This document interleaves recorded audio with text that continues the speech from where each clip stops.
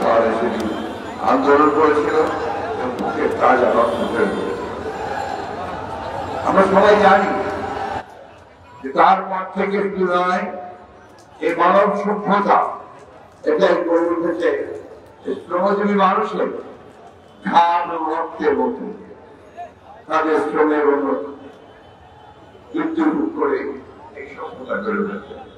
তাই আজকের দিনে আমি আমাদের দলের পক্ষ থেকে, আমার পক্ষ থেকে শ্রমজীবী মানুষের প্রতি আমাদের অগাধ শ্রদ্ধা, ভালোবাসা এবং অভিনন্দন জানাচ্ছি। প্রিয় ভাই ও বোনেরা, আমরা অনেক সময় পালন করছি যখন সারা দেশ বাংলাদেশের গণতন্ত্র মানুষ তারা আজকে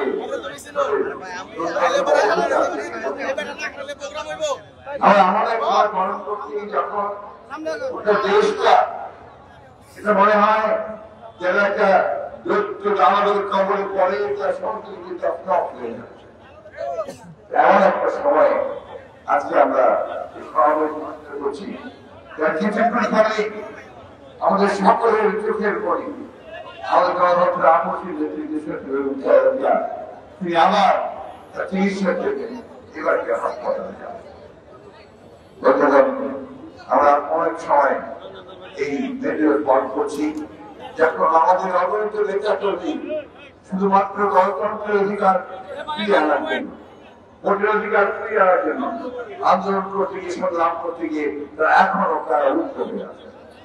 আমাদের অগণিত নেতা কর্মী সাজা প্রাপ্ত হয়েছেন, তাদেরকে বিভিন্ন মেয়াদের খেয়াল আমাদের দুঃখ হয়, কষ্ট হয় যখন আমরা দেখি যে আওয়ামী লীগের সভানেত্রী তিনি তার বক্তব্যের মধ্যে দিয়ে বলেন কি এমন ঘটল যে বাংলাদেশে অতি বাম অতি ডান একসাথে তারা আজকে আমাদের উদ্ধার করতে চায়।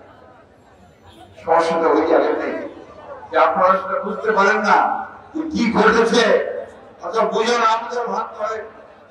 আজকে শুধু অতি বাম অতি ডান নয়, আজকে সমগ্র বাংলাদেশের কিছু আগে তারা বলছে সমস্ত বৌদ্ধপন্থী শুধু নয়, সব মানুষ যে কোনো পঞ্চালী হোক তারা মনে করছে যে এই সরকারের আমলে তাদের ন্যূনতম অধিকার, সেই অধিকারটুকু কেড়ে নেওয়া হয়েছে।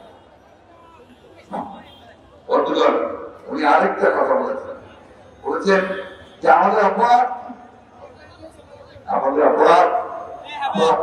গণতন্ত্র ধ্বংস করেছেন, সমস্ত প্রতিষ্ঠানগুলো গণতান্ত্রিক প্রতিষ্ঠানগুলোকে আপনার ধ্বংস করে দিয়েছেন। আপনার জনগণের যে ন্যূনতম অধিকার যে 5 বছর পর পর সেটা প্রতিনিধি নির্বাচিত করবে, পার্লামেন্ট নির্বাচিত করবে, সেই অধিকারটুকু তারা পাঠিয়ে দিয়েছে। এখন এটাকে এমন একটা প্রয়োজনে তামাশায় পরিণত করেছেন যে আপনারাই বলেন একটা দামি ইলেকশন, দামি ক্যান্ডিডেট, আপনারাই আপনাদের মতো দল তৈরি করেন, সেভাবে আপনারা এই দেশে এই দেশ পরিচালনা করেছেন। আমি বক্তব্য দীর্ঘ করবো না, আপনারা একটু পরে দাবি করবেন।